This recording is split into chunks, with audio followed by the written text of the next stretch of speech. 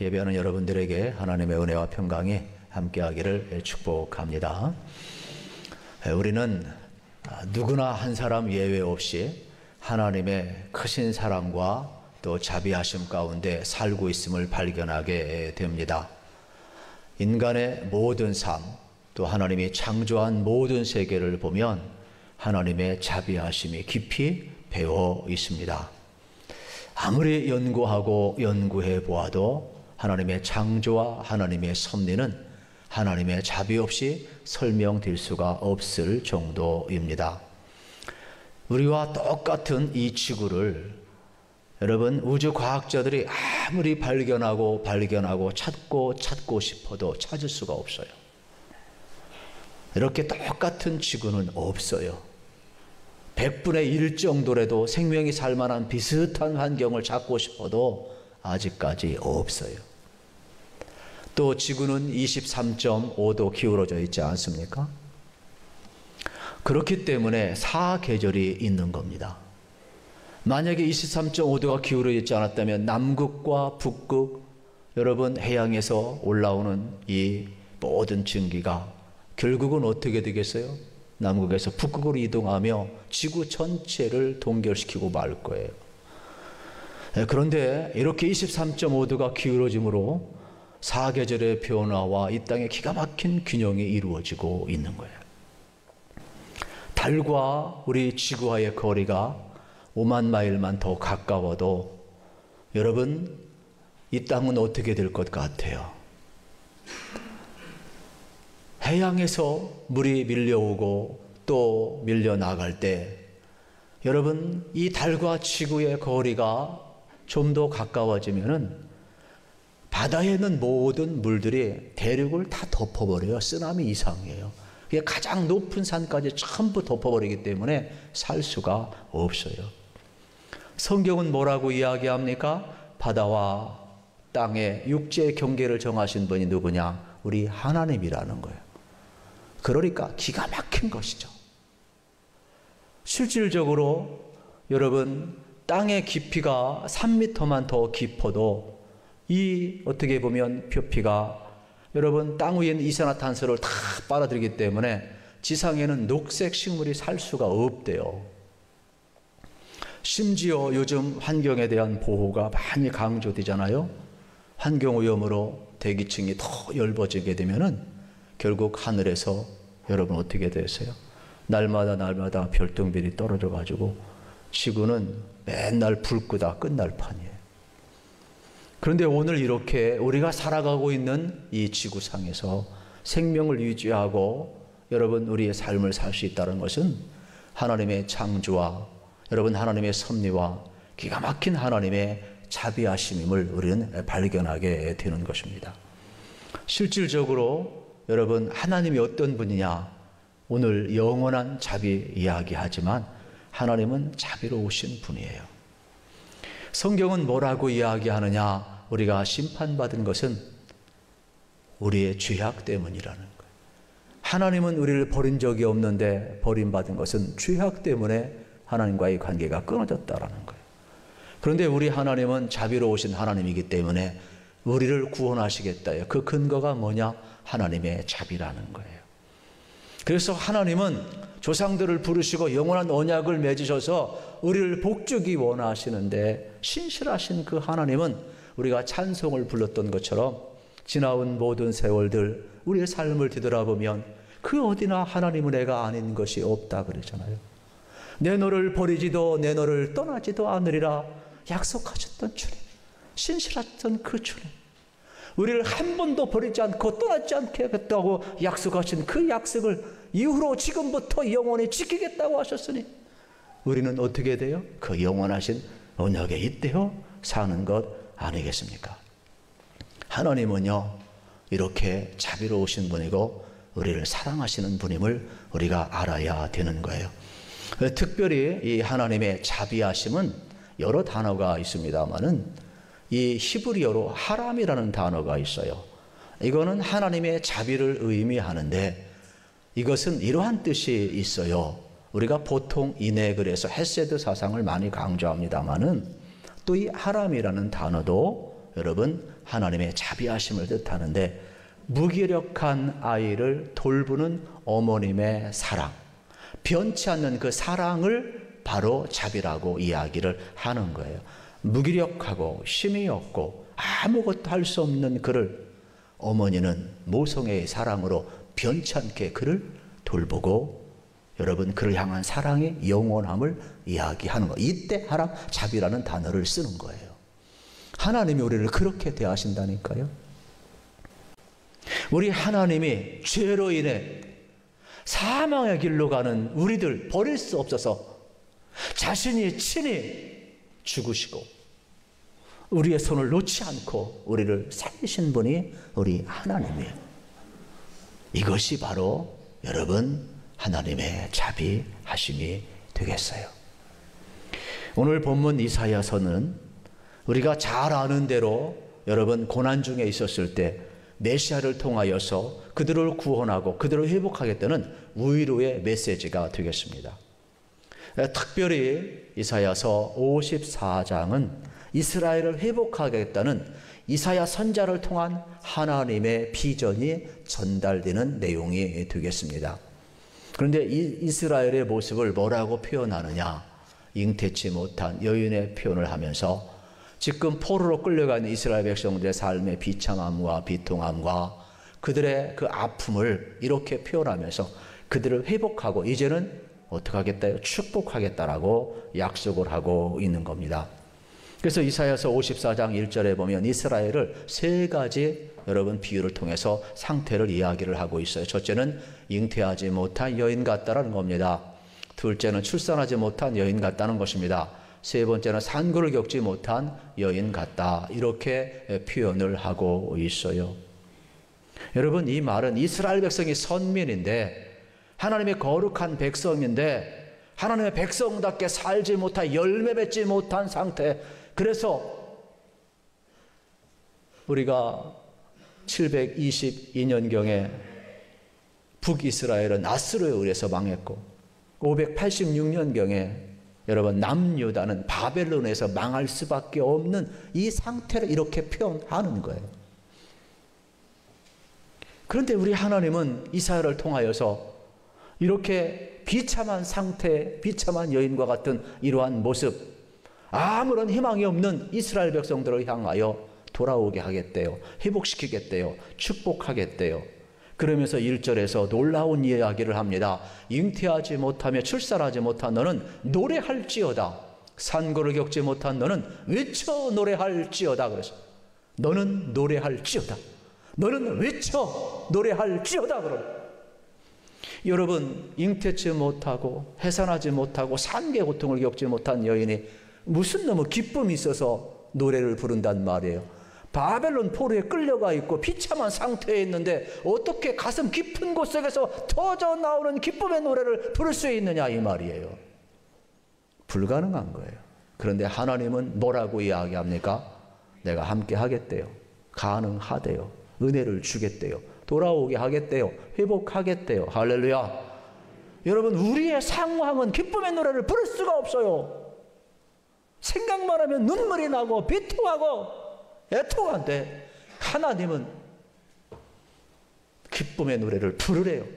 그렇게 만들어 주겠대요. 불가능을 가능케 하겠대요. 돌아오게 하겠대요. 이게 하나님의 비전이고 하나님의 마음이고 여러분 이사야를 통하여 던져주는 핵심 메시지가 되겠습니다. 오늘 우리의 삶의 자리도 마찬가지죠. 심지어 하나님은요 이렇게까지 이야기를 합니다. 이는 홀로 된 여인이 자식이 남편 있는 자식보다 많음이라 그랬어요. 세상에 여러분 홀로 된 여인의 자식은 적지요. 남편 있는 자식이 더 많지요. 이건 뭘 비유하는 내용이냐면 나라를 잃어버린 이스라엘이 홀로 된 여인과 같아요. 적은 수이고 남편에 있는 이 바벨론은 풍성한 수가 있을 것이지만 하나님은 반대로 이야기를 해요. 내가 아브라함을 불러서 약속했지 않느냐. 하늘의 별처럼 바닷가의 모래알처럼 너희들 많게 하리라. 포로에서 돌아오게 하리라. 너희 민족을 번성케 하리라. 이 하나님의 강력한 비전의 메시지인 거예요. 그러면서 2절에서 놀라운 축복을 또 이야기를 해요. 내 장막터를 넓히며 내 처소의 휘장을 아끼지 말고 널리 펴되 너의 줄을 길게 하며 너의 말뚝을 견고히 할지어다. 여러분, 장막터를 넓히래요. 휘장을 넓게 펴래요. 말뚝을 박으래요. 지금 이들은 어디에 있습니까? 바벨론 포로된 생활을 하고 있거든요. 그러면 생활도 축소해서 생활해야 되고, 그들에겐 그저 위로의 메시지가 필요하고, 환경에 잘 적응해야 되고, 허리띠를 졸라매고 환경에 맞춰 살아야 돼요. 그게 지혜로운 거예요. 그런데 이들을 향해서 뭐라고 한 줄 아십니까? 환경 바라보지 말래요. 믿음으로 내 장막터를 넓히래요. 믿음으로 내 휘장을 넓게 펴래요. 그리고 말뚝을 박으래요. 유목민들은 이동을 할 때마다 텐트를 치고, 여러분 어떻게 합니까? 거기에 말뚝을 박는 거예요. 휘장을 넓게 피는 거예요. 그러면 그 텐트를 친 만큼 사람이 들어가서 기숙을 하는 거예요. 자기 말뚝 박은 만큼 자기 영역이 되는 거예요. 움츠러든 이들을 향하여서 내 장막터를 넓혀라, 내 휘장을 넓게 펴라, 말뚝을 박으라. 불가능한데 하라는 거예요. 왜요? 하나님이 함께 하겠대요. 하나님이 그렇게 만들어 주겠다라는 거예요. 놀랍지 않습니까? 폐잔병, 노예, 삶을 잘 잃어버린 이들을 향하여서 하나님은 지금 희망의 메시지를 전하고 있는 거예요. 하나님의 은혜가 임하면 여러분 어떻게 돼요? 장막터 하나 없는데도 넓은 장막터가 생길 것이고, 꿈을 가지고 휘장을 넓게 펴게 될 것이고, 말뚝을 바꿔서 자기의 경계를 삼을 것이며, 그 안에 장차 하나님이 번성케 하는 여러분 이스라엘 백성과 후손들이 살 날이 온다라는 것을 우리는 보게 되는 것입니다. 이렇게 하나님은 이스라엘과의 관계 회복에 대해서 깊이 있게 말씀을 하시고, 황폐한 자리에 찾아오셔서 평강을 주고, 하나님은요 이들을 어떻게 하겠대요? 회복하겠다고 끊임없이 이야기를 하는 것입니다. 지금까지 나타난 하나님은 진노가 넘치는 하나님이지만 이제는 영원한 자비를 쏟아붓겠다라는 거예요. 이스라엘 백성이 하나님 앞에 심판받을 때 우상 숭배하고, 여러분 이방의 강력한 나라에 짓밟힐 때 얼마나 비참했겠어요. 버림받은 여인과 똑같아요. 버림받은 민족이에요. 그런데 진노의 대접을 이제는 영원한 자비로 쏟아붓겠다. 하나님이 무한한 긍휼로 대하겠다라는 거예요. 회복시키겠다라는 거예요. 그래서 8절을 같이 읽습니다. 8절, 내가 넘치는 진노로 내 얼굴을 내게서 잠시 가렸으나 영원한 자비로 너를 긍휼히 여기리라. 내 구속자 여호와께서 말씀하셨느니라. 아멘. 죄 때문에 하나님의 진노의 잔이 쏟아졌지만 하나님은 자비 하나님이시라. 어떻게 하셔요? 다시금 하나님의 백성을 부르시고 영원한 자비로 대하겠다 말씀하고 계신 것이 변함없는 사랑으로. 그러므로 오늘 우리의 삶의 자리도 마찬가지입니다. 여러분, 우리가 범죄하고 또 우리가 하나님 앞에 진노의 잔을 받았다 할지라도 우리가 다시 한번 담대하게 나갈 필요가 있는 것은 하나님이 우리를 영원한 자비로 대하겠다라고 말씀하시고, 쓸데없이 중간에 방황하지 말고 빨리 돌아오래요. 하나님 앞에 빨리 오래요. 내가 자비로 너희를 대할 것이라 약속하고 있어요. 히브리서 6장 19절에 보면 초대교회 환난과 핍박 속에서 위대한 소망의 말씀을 주는데 이러한 내용이에요. 우리가 이 소망을 가지고 있는 것은 영혼의 닷 같아서 튼튼하고 견고하여 휘장 안에 들어가나니 그랬어요. 초대교회는요 참 어렵잖아요.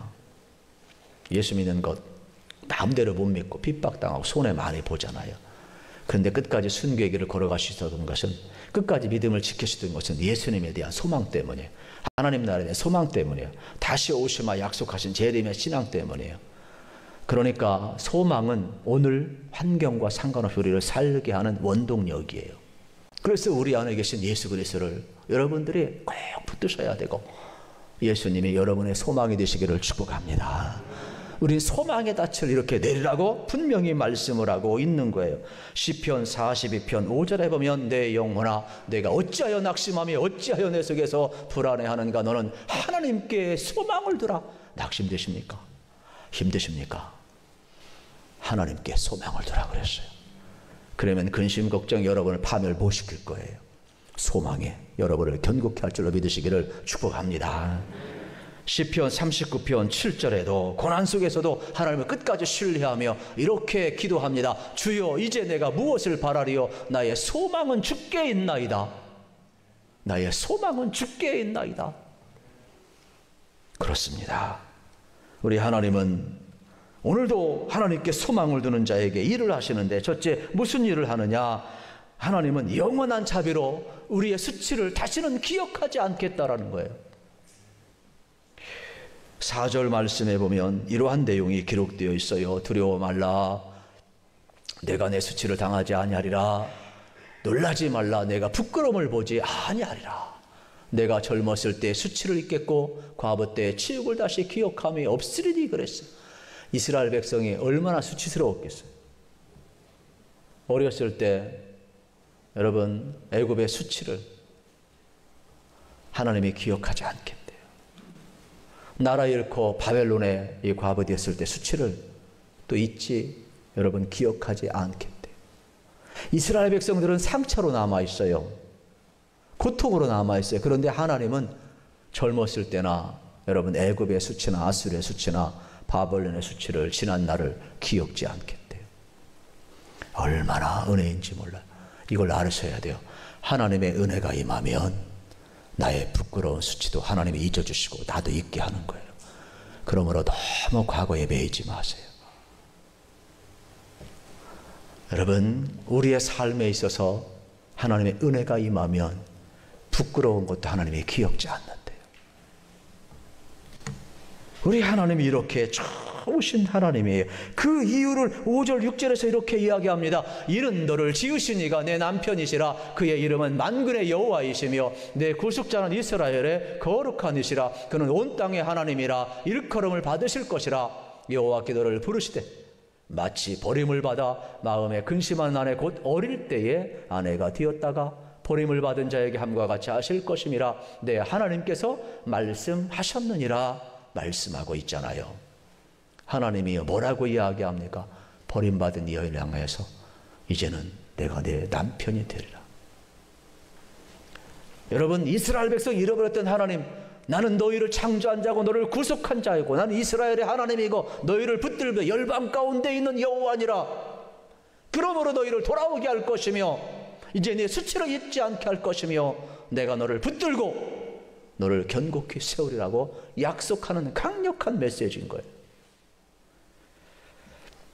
우리는 기억해야 돼요. 우리 하나님이 이렇게 우리의 여러분 부끄러움 많은 신부인데 부끄러움 없게 해주시고 남편 된 역할을 감당하겠대요. 얼마나 좋은지. 이렇게 하나님의 친밀한 관계로 이 처량한 여인을 붙들고 회복시켜주고 있어요. 그러니까 이 진노의 잔을 거두시고 영원한 자비로를 대하시며 여러분 우리를 회복시켜주시는 이 은혜를 여러분 그대로 받아들이기를 축복합니다. 우리 누가복음 15장에 보면 돌아온 탕자를 기억합니다. 원래 이스라엘 백성들은 우리나라도 마찬가지입니다만은 아버지가 살아있을 때 재산을 요구하면 불효하는 거예요. 왜냐하면 그것은 아버지 빨리 죽으라는 소리거든. 그런데 둘째 아들은 막 때를 써요. 어차피 나한테 올 건데 재산 반 달라고. 말도 안 되지만 아버지가 줘요. 밖에 나가서 돈 있을 때는 재미났는데 돈 떨어지니까 친구도 떨어지고 다 떨어져요. 누가 먹을 거 주나요? 그래서 짐승 돼지가 먹은 치염 열매를 먹다가 어차피 이렇게 죽을 바에는 그냥 아버지한테 가서 빌어먹자. 내가 세상에서 빌어먹어야 무슨 의미가 있겠느냐. 용기를 내서 가요. 그리고 아버지 앞에 이야기를 해요. 제가 아들이라 일컬음을 감당하지 못하겠어요. 그저 품꾼의 하나로 써주세요. 그런데 아버지는 어떻게 합니까? 달려가서 목을 끊어 알아요. 왜요? 자비의 아버지니까. 사랑이 없고 무정한 아버지는 따질 거예요. 그런데 사랑의 아버지는 가서 껴안아요. 그리고 그에게 어떻게 합니까?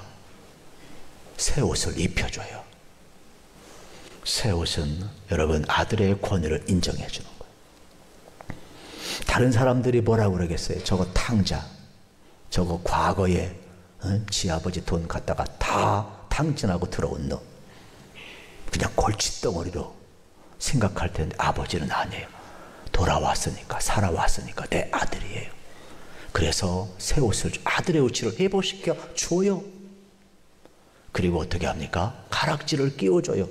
이 가락지를 끼워주는 것은, 여러분, 이 반지를 끼워주는 것은 아들의 권위를 뭘 의미하느냐 하면 재산의 공유권과 상속권을 다시금 인정하는 거예요. 그리고 또 어떻게 합니까? 신발을 신겨요. 신발은 자유를 의미하는데 이제 탕진하고 돌아왔으니까 신발을 뺏어야죠. 가택연금을 하든지 일정한 거리, 잘못된 곳 가지 말라고 하든지 생산적인 곳만 가라고 해야 하는데, 신발을 준다는 것은 아들로서 자유롭게 당당하게 살라는 뜻이에요. 그리고 송아지를 잡아서 잔치를 베풀어요. 이건 뭘 의미해요? 내 아들이 돌아왔다는 거예요. 기쁘다는 거예요. 그래서 알리는 거예요. 자기 희생을 통해서 이 기쁨을 알리는 거예요. 자비가 없는 첫째 아들은 자기 의에 빠져서 아버지한테 불평하고, 동생이 돌아왔는데 과거만 기억해요. 자비로우신 아버지는 내게 있는 것이 다 네 것이 아니냐. 집안에 탕자가 더 문제예요. 자기 의로 사는 게 더 문제예요. 오늘 우리 교회와 한국교회가 살 수 있는 것은 자기 의를 내려놓는 거예요. 하나님의 자비하심에 이때 여기서 살아가야 돼요. 이것이 코로나 이후에 우리가 나아갈 길이 아닌가, 저는 계속 기도하고 생각을 하고 있어요. 아, 우리의 삶은 여기에 있고 자기 희생을 통해서라도. 그렇습니다. 우리 하나님은 이렇게, 여러분, 자비로우신 하나님, 변함없는 사랑으로 기꺼이 받아주시고 회복시켜 주시고 내 편이 되어주시고 관계를 회복하시는 하나님이에요. 그래서 우리 하나님은 뭐라고 이야기하느냐? 영원한 자비로 너희를 대하겠다, 긍휼히 여기겠다 말씀을 하고 있어요. 7절 8절을 읽고 말씀을 맺습니다. 내가 잠시 너를 버렸으나 큰 긍휼로 너를 모을 것이요, 내가 넘치는 진노로 내 얼굴을 내게서 잠시 가렸으나 영원한 자비로 너를 긍휼히 여기리라. 내 구속자 여호와께서 말씀하셨느니라 그랬습니다. 여러분, 이게 무슨 내용이에요? 하나님의 백성에게 시선을 돌리는 것은 하나님이 그들을 싫어서가 아니라 그들의 죄악 때문이라는 거예요. 그러나 이제 하나님이 그들을 돌아오게 하고 구원하겠다는 것은 하나님의 자비하심을 드러내겠다는 것이죠. 여러분, 오늘 우리 어떻게 살아가야 되겠어요? 하나님께서 우리에게 말씀을 하시는 거예요. 이제 우리의 진노의 잔을 거두시고 영원한 자비로 대하겠다는 거예요. 그리고 하나님께 돌아오면 우리의 과거를 어떻게 하겠다고요? 수치를 기억지 아니하시겠대요. 우리를 용서하겠대요. 그리고 우리를 회복하겠대요. 그리고 내 장막들 넓히고 휘장을 넓히라, 말뚝을 치라. 그리고 너를 번성케 할 것이며 내가 너를 긍휼로 대할 것이며, 하나님께서 회복하실 미래를 보여주고 있는 장면을 우리는 보게 되는 겁니다. 여러분의 삶의 자리가 어떠하든지 간에 여러분, 하나님께 돌아가셔서 하나님의 자비하심에 잇대어 살아가는 귀한 놀라운 역사들이, 또 반전의 삶이 계속 일어나기를 우리 주님의 이름으로 축복합니다.